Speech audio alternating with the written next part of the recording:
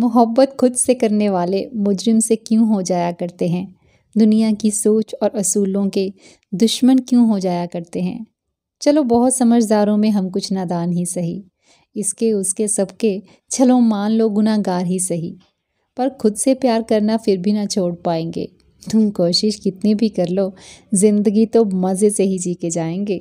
Hello everyone, welcome back to shape up your life. जब हम किसी से प्यार करते हैं तो कई बार उनके लिए हमें ऐसा बहुत कुछ सेक्रीफाइस भी करना पड़ता है जो शायद हम करना भी नहीं चाहते, लेकिन अगर वो कर पाएं तो सबकी वाहवाही आपको किसी ना किसी वे में मिल ही जाएगी। लेकिन क्या करिएगा ऐसी एप्रिसिएशन का जो आपको अपनी सेल्फ रिस्पेक्ट को सेक्रीफाइस करके मिली हो।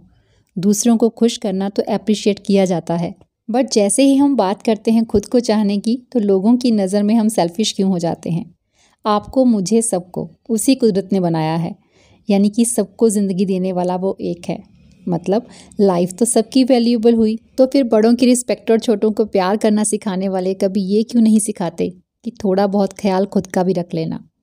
दूसरों को प्यार और रिस्पेक्ट देने वाला, हर बात पे यस कहने वाला संस्कारी, कभी किसी बात पे नो कहने वाला, कभी दूसरों को इग्नोर करके खुद पे फोकस करने वाला सेल्फिश और इगोइस्टिक क्यों हो जाता है। ऐसे टॉपिक्स पे बात करना थोड़ा मुश्किल होता है, क्योंकि कौन सी बात को कहाँ पे फिट किया जाना चाहिए ये सबकी अपनी सोच पे डिपेंड करता है।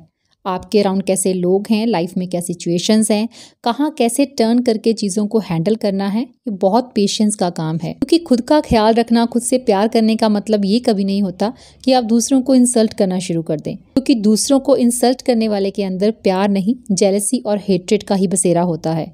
और जहाँ ये दोनों चीज़ें रहती हैं वहाँ आप कभी किसी और के लिए, यहाँ तक कि अपने लिए भी अच्छा और बुरा सोचने के कैपेबल नहीं हो पाते।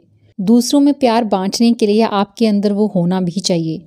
सबके लिए रिस्पेक्ट और प्यार डेवलप करने का फर्स्ट स्टेप है सेल्फ केयर।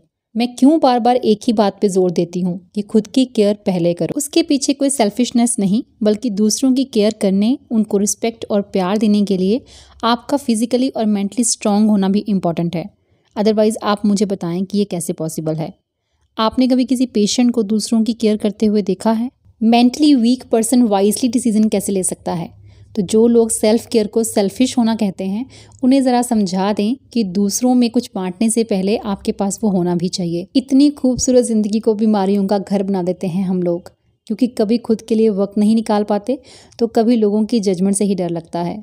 लोग हमारे बारे में क्या सोचते हैं, ये सोचने में हम जितना टाइम वेस्ट करते हैं, उससे आधा टाइम भी अगर हम खुद की केयर पे लगाएं तो मेंटली इतना स्ट्रांग हो जाएंगे कि दूसरों की यूजलेस बातों को हवा में उड़ाना इजी हो जाएगा। तो सेल्फ केयर में अच्छी डाइट एक मेजर रोल प्ले करती है, इस बात से हम कोई भी अनजान नहीं।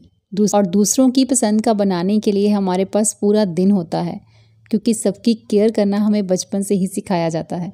और साथ ही एक डर ये भी हो कहीं कभी ये ना सुनना पड़ जाए कि घर मैनेज करना तुम्हारे बस की बात नहीं। सब कुछ करने के बाद भी क्या गारंटी है कि ये सब सुनने को नहीं मिलेगा? बताइएगा मुझे कमेंट सेक्शन में, है कोई गारंटी? हम सभी के लिए एडजस्ट करती हैं, तो उनको भी खुद के लिए एडजस्ट करना सिखाइए। आज दिन भर बस मेरी पसंद का ही बनेगा, ये भी उन्हें बताइए। 100 में से 99 टाइम्स आप दूसरों को खुश करती हैं, और एक बार खुद के लिए कुछ कर लेने से अगर वो नाराज़ हो जाते हैं तो आपके 99 एफर्ट्स भी आपने वेस्ट ही किए। So first rule, appreciation expect करना बंद कर दीजिए। जो भी करना है सेल्फ सेटिस्फेक्शन के लिए, और अब इसी में सेल्फ केयर भी ऐड ऑन कर लीजिए। सेल्फ सेटिस्फेक्शन तब तक नहीं आनी चाहिए जब तक खुद को प्रेफरेंस देना नहीं सीख लेते। तो सेक्रीफाइस की देवी ज़रूर बने, लेकिन बैलेंस करते हुए। खुद की वैल्यू करना सीखिए। आप किसी भी लेवल में किसी से भी कम नहीं। मोस्टली हम उन्हीं लोगों की तरफ ज़्यादा अट्रैक्ट होते हैं जो कभी हमारी वैल्यू नहीं करते। हमें उन्हीं से प्यार और रिस्पेक्ट चाहिए जो ये चीज़ दे ही नहीं सकते, क्योंकि उनके पास ये है ही नहीं। और ये बात खुद को समझाने में हम इतना वक्त ले लेते हैं कि इस पूरे प्रोसेस में हज़ारों बार खुद को हर्ट कर लेते हैं। और जितना आप खुद को हर्ट करेंगी उतना ही अपनी स्ट्रेंथ लूज़ करेंगी। दुनिया की हर एक चीज़ दूसरी चीज़ से कनेक्टेड है। जब ये समझ आ जाए तो ये भी समझ में आ जाता है कि हमारा अच्छा या बुरा कोई भी एक्शन चीज़ों को अच्छा या बुरा कुछ भी बना सकता है। बीइंग हाउस वाइफ मेरी फैमिली की तरफ मेरी एक रिस्पॉन्सिबिलिटी है। बीइंग अ यूट्यूबर मेरे व्यूवर्स की तरफ भी मेरी एक रिस्पॉन्सिबिलिटी है। लेकिन इन सभी रिस्पॉन्सिबिलिटीज़ को निभाने की दौड़ में मैं खुद को इग्नोर नहीं कर सकती, क्योंकि सब कुछ अच्छे से मैनेज कर सकूं। इसके लिए मेरा एटीट्यूड ऑफ सेल्फ केयर मेरे लिए ज़्यादा इम्पॉर्टेंट है। And this is the only reason जो मैं डेली व्लॉगिंग नहीं करती। आप कई बार पूछते हैं तो मैंने बताया।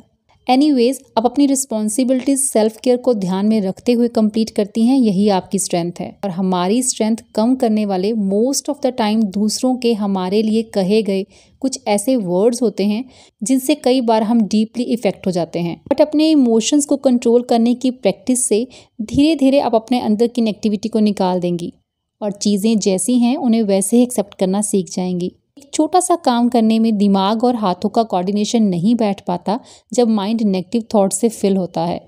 कहने वाला 1 मिनट में कह के चला जाता है और आप घंटों उसके बारे में सोचकर खुद का ही नुकसान कर रहे होते हैं। हमारे अराउंड जितने भी लोग हैं उनको हम बहुत अच्छे से समझ चुके, पता ही होता है किसने कौन सी बात किस इंटेंशन में कही है। और ये बात भी हम बहुत अच्छे से जानते हैं कि किसी भी पर्सन की एक्चुअल पर्सनैलिटी उसके कहे हुए शब्दों से ही डिस्क्राइब होती है। So take a chill pill. कहने वाला अपनी पर्सनैलिटी दिखा रहा है, आप एकदम से रिएक्ट ना करके अपनी पर्सनैलिटी दिखाइए। Most of the time relations खराब तभी होते हैं जब रिएक्शंस इंस्टेंटली आते हैं। इसीलिए कहते हैं हैव सम पेशेंस। कहीं तो साइलेंस ही प्रॉब्लम सॉल्व कर देता है, लेकिन कई बार साइलेंस खुद ही एक प्रॉब्लम बन जाता है।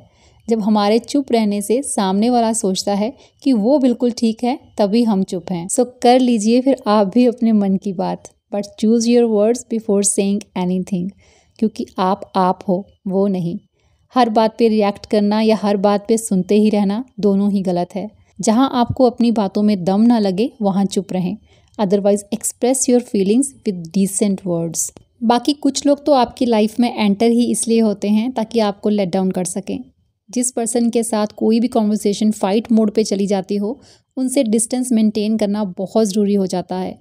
जहाँ बार बार आपकी सेल्फ रिस्पेक्ट खतरे में आ जाती हो, उनका अपनी लाइफ में इंटरफेरेंस इमीडिएटली बंद कर दें ताकि आप खुद को इमोशनली वीक होने से सेव कर सकें, क्योंकि बार बार खुद को हर्ट नहीं होने देना भी सेल्फ केयर का ही एक पार्ट है। एंड इमोशनली खुद को स्ट्रॉन्ग बनाने के लिए जर्नल लिखना एक अच्छा आइडिया हो सकता है, क्योंकि आप अपने सभी इमोशंस किसी ऐसे से शेयर कर रहे हो जो आपकी बात सुन के ना तो आपको जज करेगा और ना ही रिएक्ट करेगा। और जर्नल लिखने से आप अपनी ओवर थिंक करने की हैबिट पे भी कंट्रोल कर सकते हैं। सो आई थिंक सेल्फ केयर में जर्नल भी एक अच्छा रोल प्ले करता है। इसीलिए इस बार बिना एक भी दिन स्किप किए मैं जर्नल लिख रही हूँ। अगर मेरी तरह आपके लिए भी 6 घंटों की नींद बहुत है तो आपके पास दिन के 18 घंटे बचते हैं, तो उनमें से खुद की पर्सनैलिटी डेवलपमेंट के लिए आपको कितना टाइम देना है ये आपसे बेटर कौन डिसाइड कर सकता है। मैं अपने डेली के कामों को लेकर लेज़ी कभी इसीलिए नहीं होती क्योंकि जितना जल्दी मैं सब कुछ फिनिश करूँगी उतना ही ज़्यादा टाइम मैं खुद को दे सकूँगी। एक और चीज़ जो हमारी एनर्जी खाती है और हमें डिप्रेस करती है वो है हमारा अपनी इमेज को लेकर बहुत कॉन्शियस हो जाना। कभी मस्ती करने का मन करता है, कभी बच्चा बन जाने का मन करता है, तो कभी बस झूम जाने का मन करता है। ऐसा करने से हमारी इमेज कैसे दिखेगी, आपका ये सोचना खुद से ज़िंदगी को खुल के जीने का हक छीन लेता है। आप चुपचाप सोफिस्टिकेटेड वे में एक कॉर्नर में बैठ के मुस्कुराते रहें, कहने वाला फिर भी आपको कुछ कह के चला ही जाएगा। अपनी रियल पर्सनैलिटी के साथ जीने में जो मज़ा है वो डुप्लीकेसी में नहीं। सो जैसा ठीक लगे अपना स्टाइल फॉलो करें, उनको कॉपी ना करें जो आपकी पर्सनैलिटी के साथ मैच ही नहीं करते। अपनी पर्सनैलिटी ऐसी बनाइए कि लोग आपकी तरफ अट्रैक्ट हों, और जब आप अंदर से खिलखिलाते हैं तो चेहरे की रौनक ही अलग होती है। सेल्फ केयर या सेल्फ लव का मतलब ये नहीं है कि आप दूसरों की सुनना बिल्कुल बंद कर दें। सबकी सुने और अपने एनालिस्टिक स्किल्स बढ़ाएं ताकि सही और गलत को एनालाइज कर सकें। हमारे साथ रह रहे लोग हमारे लिए बहुत खास होते हैं, तो सेल्फ लव के चक्कर में एटीट्यूड ऐसा भी ना हो जाए कि किसी पॉइंट पे आप गलत हों फिर भी खुद को ही ठीक कहने की ज़िद पे अड़े रहें और अपना और अपनों का नुकसान कर लें। बात सिर्फ इतनी है कि अकेले हम सरवाइव कर नहीं सकते। अपनी ही थॉट्स जैसे लोग किसी के भी आसपास नहीं होते, तो जिंदगी की गाड़ी सुनते सुनाते कुछ मानते कुछ मनाते निकल ही जाती है। अगर हर कोई दूसरों के चेहरे की मुस्कान का ख्याल पूरी ईमानदारी से रखे, सेल्फ केयर और सेल्फ लव जैसे वर्ड्स जन्म ही नहीं लेते। तो रखें ख्याल दूसरों का, लेकिन खुद को इग्नोर करके नहीं, क्योंकि खुद की केयर करेंगे तो हमेशा खुश रहेंगे, और खुश रहेंगे तो आसपास भी सिर्फ खुशियाँ ही बांटेंगे। So love yourself because you are amazing. तो चलिए मिलते हैं फिर नेक्स्ट वीडियो में। Till then bye bye, take care and stay healthy.